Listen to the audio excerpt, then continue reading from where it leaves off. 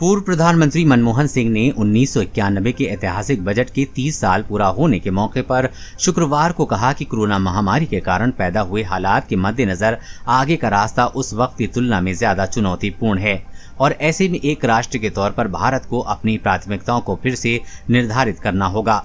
मनमोहन सिंह 1991 में नरसिम्हा राव की अगुवाई में बनी सरकार में वित्त मंत्री थे और 24 जुलाई 1991 को अपना पहला बजट पेश किया था।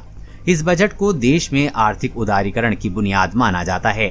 उन्होंने उस बजट को पेश किए जाने के 30 साल पूरे होने पर मौके पर कहा कि 1991 में 30 साल पहले कांग्रेस पार्टी ने भारत की अर्थव्यवस्था के महत्वपूर्ण सुधारों की शुरुआत की थी और देश की आर्थिक नीति के लिए एक नया मार्ग प्रशस्त किया था। पिछले 3 दशकों के दौरान विभिन्न सरकारों ने इस मार्ग का अनुसरण किया और देश की अर्थव्यवस्था 3000 अरब डॉलर की हो गई और ये दुनिया की सबसे बड़ी अर्थव्यवस्था में से एक है।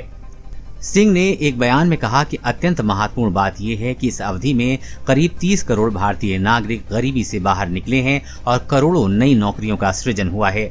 सुधारों की प्रक्रिया आगे बढ़ने से स्वतंत्र उपक्रमों की भावना शुरू हुई है, जिसका परिणाम ये है कि भारत में कई विश्व स्तरीय कंपनियां अस्तित्व में आई हैं और भारत कई क्षेत्रों में वैश्विक ताकत बनकर उभरा है। उनके मुताबिक 1991 में आर्थिक उदारीकरण की शुरुआत उस आर्थिक संकट की वजह से हुई थी जिसने हमारे देश को घेर रखा था, लेकिन ये सिर्फ संकट प्रबंधन तक सीमित नहीं था। समृद्धि की इच्छा, अपनी क्षमताओं में विश्वास और अर्थव्यवस्था पर सरकार के नियंत्रण को छोड़ने के भरोसे की बुनियाद पर भारत के आर्थिक सुधारों की इमारत खड़ी हुई। उन्होंने कहा कि मैं सौभाग्यशाली हूं कि मैंने कांग्रेस में कई साथियों के साथ मिलकर सुधारों की इस प्रक्रिया में भूमिका निभाई है। इससे मुझे बहुत खुशी है और गर्व की अनुभूति होती है कि पिछले 3 दशकों से हमारे देश ने शानदार आर्थिक प्रगति की है, परंतु मैं कोविड के कारण बहुत तबाही और करोड़ों नौकरियां जाने से बहुत दुखी हूं। मनमोहन सिंह ने कहा कि स्वास्थ्य और शिक्षा के सामाजिक क्षेत्र के पीछे छूट गए हैं और ये हमारी आर्थिक प्रगति की गति के साथ नहीं चल पाया है। इतनी सारी जिंदगियां और जीविका गई हैं, वो नहीं होना चाहिए था। उन्होंने इस बात पर जोर दिया, ये आनंदित और मग्न होने का नहीं बल्कि आत्म मंथन और विचार करने का समय है। आगे का रास्ता 1991 के संकट की तुलना में ज्यादा चुनौतीपूर्ण है।